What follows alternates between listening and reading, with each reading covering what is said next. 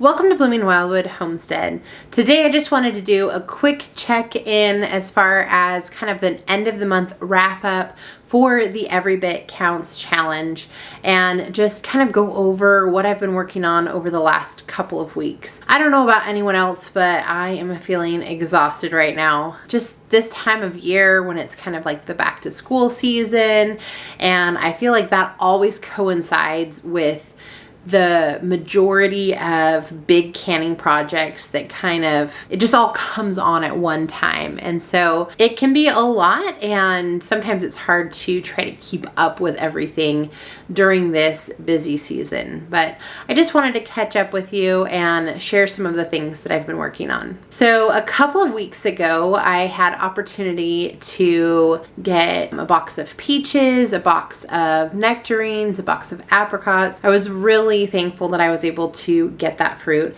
We've tried growing peaches here from time to time in the past, and it hasn't been something that's been very successful here in our area. Now, it might grow in this particular grow zone in different areas, but where we're at here, it just hasn't been something that's been successful.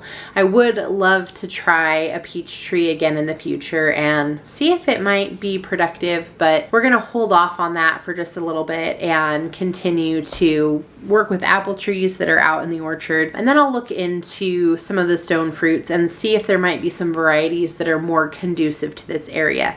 So with that in mind, I know that I have to go ahead and purchase some fruit in order to preserve that and put that up. And that's okay. We can't always grow every single thing that we want to add to our pantry and that we want to have on our shelves. And so sometimes you do have to go to your farmer's market or go to a produce stand in order to get a few items that might be good additions to your pantry. And so that's what I had to do in this particular case. When it comes to the peaches, I just did some of the standard things that you typically do with peaches. I went ahead and canned them in a light syrup, just doing the slices. I've tried doing peach halves before, and the halves work fine for quart jars and whatnot, but I really do enjoy the slices just because I feel like you can get more into a jar, and they're really pretty when they're on the shelf, and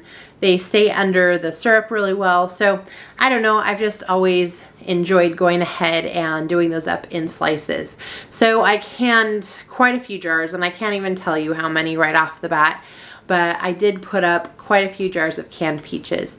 And then I tried a new recipe this year. I did some of the fiery peach salsa, and I got this recipe out of the Ball Canning book. So this was kind of a nice way to use up some of my peaches. You know that I love my tomato salsa, and I thought, well, this might be a nice addition. When I looked at kind of the flavors that are in the salsa and what you might use those with, you oftentimes will find that with more of like your fish tacos. Sometimes you'll find it with chicken tacos. So it can be kind of a nice addition with that. It's a little bit sweeter, I would say, than like your regular tomato salsa. So it does just have a little different flavor. I would definitely use it with fish and possibly with chicken. So I had a jar that I had to process a couple of times because the lid didn't seal, and it still didn't seal. So I had to, go ahead and sample that item. And so I know that the fiery peach salsa tastes really good, and I'm excited to have this addition to the pantry shelf. And that basically covers all of the peaches. I mean, there was plenty of fresh eating that happened along the way as well. I have frozen peaches in the past. I did not do that this time, but I have thrown some in the freezer in the past because they make a nice smoothie. You can almost make kind of like a peach ice cream just with a blender by using frozen peaches. You can just add a little touch of vanilla, maybe a dash of cinnamon, and then blend that up with whatever type of milk you like to use to make it smooth and creamy. So I've done it with almond milk, or you can do it with regular cow's milk, whatever your preference is, and you go ahead and blend that up, and then it just makes a nice kind of ice cream that you can use, and it's just a great treat when it's been so hot out. That's another thing that you can do with your peaches. The other thing that I got was a box of nectarines, and so I kind of did some similar things with the nectarines. I went ahead and just canned some of them up into jars. I did do chunks with the nectarines, and a couple of reasons for that. Number one, even though I am labeling the top of the lid, it's just nice to be able to see the difference at a glance. If the nectarines are in a chunk and the peaches are in slices, it's an easy way to differentiate between the two just by looking at the side of the jar. The other reason for this is that nectarines are not freestone fruit, and so because of that, when you're trying to get the fruit off of the pit doesn't want to readily come out of the nectarine.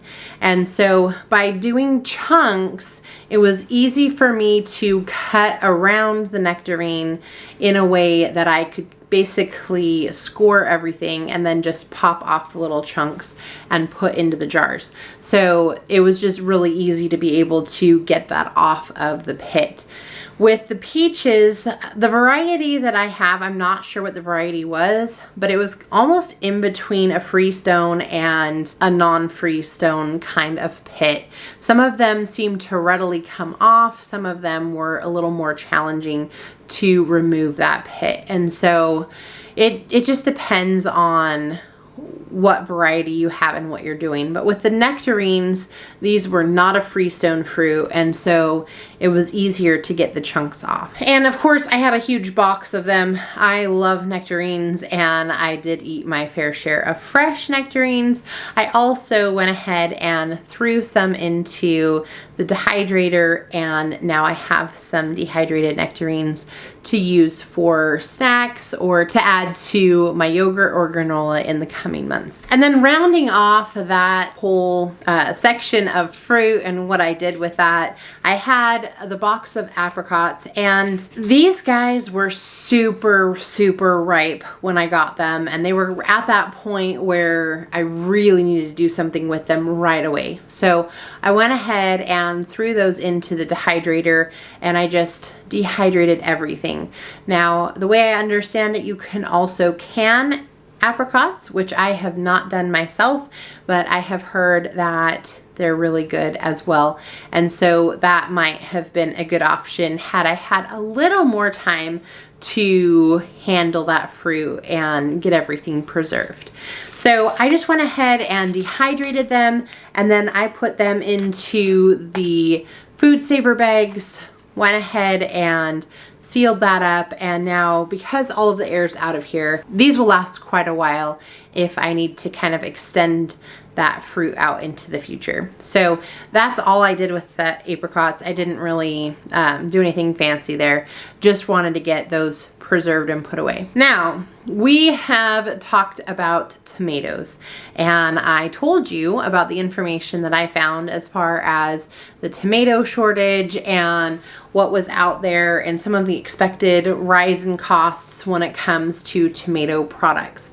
And I told you I thought it would be a good idea to preserve as many tomatoes as possible during this time, just so that we have those put back and on the shelf. Just like I suggested, I am doing that. That is what I am doing. And the only reason I suggested it is because that's what I was planning to do. So you can take that however you want, and if you want to check out that video, I'll leave it linked down in the description if you want to go check that out. But with that in mind, the tomatoes have been coming on strong. I'm so thankful that I have tomatoes to can and that they are doing really well. More tomatoes are coming in, and I'm really excited about the different things that I've been able to get put back. I had made some salsa earlier in the year, and so I don't know that I'm really going to do any more salsa right now, but I could change my mind on that. I'm not 100% sure, but I do already have some of that made. So I was looking at some of the items that I am lacking when it comes to my tomato-based products in the pantry. And so the first item that I worked on putting away with the large amount of tomatoes that I had was some spaghetti sauce.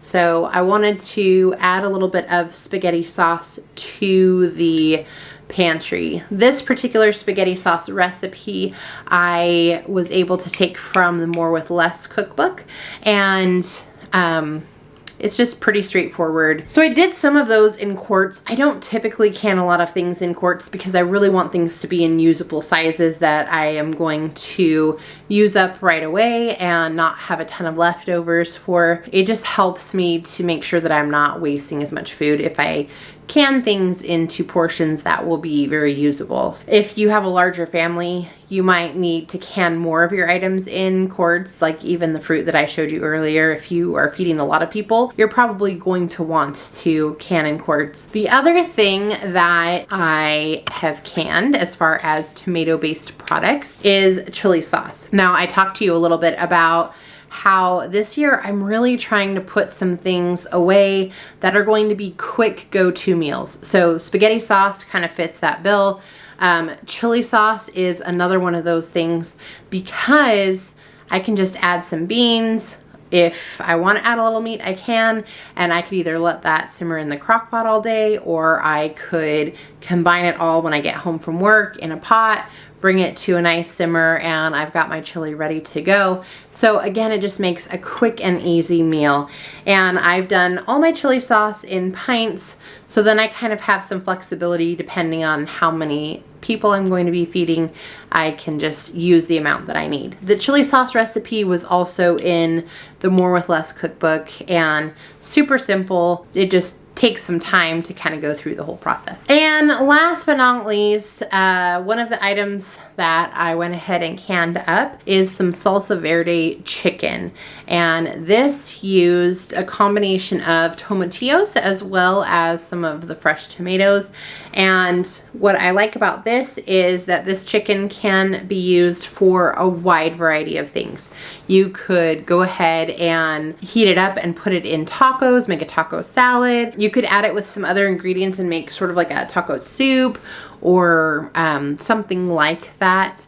And I like that it just, again, is going to be a quick and easy meal. It used up some of the produce that needed to be canned as well as some meat that I wanted to get into jars. The recipe for that one came from the pressure canning book that I have, and I will link to all of the cookbooks that I actually took these recipes from down in the description below if you decide that you want to check those out. So lots of things going on. I've got more items that I'm working on as far as things that I still want to put up. I know I've got some more tomatoes that I'll be able to use. So I'm planning to dehydrate some of the cherry tomatoes.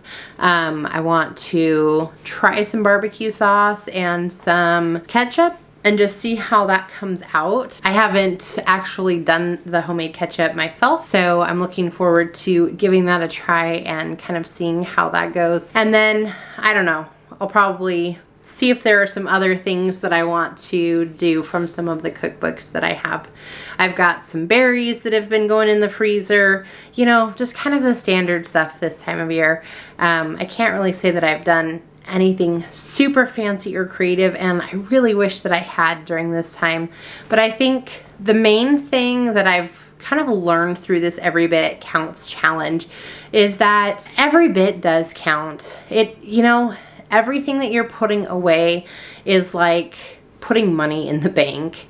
I mean, to some extent. We know that the price of food is going up so much right now. Every time you turn around, people are reporting about price increases as far as food goes. People are talking about shortages here and shortages there, and we know that's going to impact the price of food as well. And so really everything that can go into the pantry is one less thing that I need to buy in the future. And so even though I don't really have like any fancy recipes that I've been doing. It doesn't matter, because every bit that goes into the pantry or into the freezer is something that's going to be used in the future, and it's going to be beneficial for me and the family. So I think it's just been good to kind of look at things that way.